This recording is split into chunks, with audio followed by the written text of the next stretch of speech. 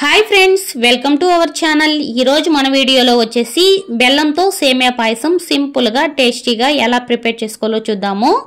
ముందుగా వచ్చేసి మనం ఫస్ట్ గా అయితే ఒక గిన్నె అయితే పెట్టుకోవాలి। అందులోకి నేను ఒక హాఫ్ లీటర్ వరకు పాలు అయితే పోసుకుంటున్నాను।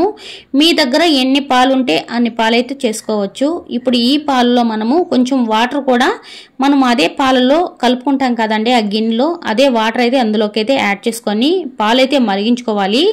ముందుగా పాలు మరిగించుకొని ఆ పాలని చల్లారి పెట్టుకోవాలి। తర్వాత ఒక కడాయి పెట్టుకొని అందులోకి నెయ్యి లేకుంటే ఆయిల్ అయినా ఏది ఉంటే అది యాడ్ చేసుకొని ఇప్పుడు దానికి సంబంధించిన మనకు డ్రై ఫ్రూట్స్ కూడా మనమైతే వేసుకొని బాగా ఫ్రై చేసుకోవాలి।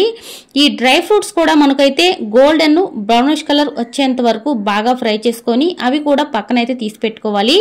అవి పక్కన తీసి పెట్టుకున్న తర్వాత 1 కప్ సేమియాలు అయితే యాడ్ చేసుకుంటున్నానండి। ఈ సేమియాను కూడా మనము బాగా గోల్డెన్ బ్రౌనిష్ కలర్ వచ్చేంత వరకు బాగా ఫ్రై చేసుకొని ఇప్పుడు ఇందులో నేను వేడి నీళ్ళు అయితే పోసుకుంటున్నానండి। చల్ల నీళ్ళు అయితే అసలు పోయొద్దు, వేడి నీళ్ళు పోస్తే మనకు చిక్కగా రాకుండా గడ్డ కట్టకుండా బాగుంటదన్నమాట సేమియాకి। అందుకే ఎప్పుడైనా కూడా సేమియా పాయసం చేయాలి అంటే మీరు వేడి నీళ్ళు అయితే పోసుకొని ఇప్పుడు మనం ముందుగా సేమియాని అయితే ఉడికించుకోవాలి। సేమియా ఉడికిన తర్వాత 1 కప్ సేమియాకి 1 కప్ బెల్లం అయితే యాడ్ చేసుకుంటున్నాను। బెల్లం కూడా యాడ్ చేసుకున్న తర్వాత 2 ఇలాచీని కూడా మనం కచ్చా పచ్చగా దంచుకొని దాన్ని కూడా యాడ్ చేసుకొని ఈ బెల్లం అంతా కూడా బాగా మెల్ట్ అయ్యేంత వరకు బాగా కరిగించుకొని పొయ్యి మీద పెట్టుకొని బాగా ఉడికించుకోవాలి।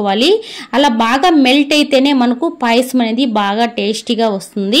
ఇలా బాగా మెల్ట్ అయిన తర్వాత మనం ముందుగా పాలైతే మరిగించుకున్నాం కదా, అది బాగా కూడా చల్లారేయి। ఆ చల్లారిన తర్వాత ఇలా ఈ సేమియాని అయితే పోసుకోవాలన్నమాట। ఎందుకంటే ఇలా చేయడం వల్ల పాలు అనేది ఇరగకుండా సేమియా కూడా చాలా టేస్టీగా వస్తుంది।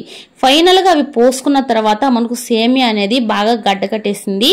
ఈ విధంగా మీకు లూజ్ గా కావాలి అనుకుంటే లూజ్ గా ఉంచుకోవచ్చు, గట్టిగా తినే వాళ్ళు ఉంటే గట్టిగా ఉంచుకోవచ్చు। మేము కొంచెం గట్టిగా తింటాము అందుకని చెప్పి ఇలా గడ్డగా ఉంచుకున్నాను। సో ఫైనల్ గా అయితే ఇప్పుడు మనకు గడ్డగా వచ్చిన తర్వాత మనం ముందుగా ఫ్రై చేసి పెట్టుకున్నాం కదా, ఆ డ్రై ఫ్రూట్స్ అన్ని కూడా అందులోకి వేసుకొని బాగా కలుపుకొని ఇప్పుడైతే సర్వింగ్ బౌల్ లో సర్వ్ చేసుకోవాలన్నమాట।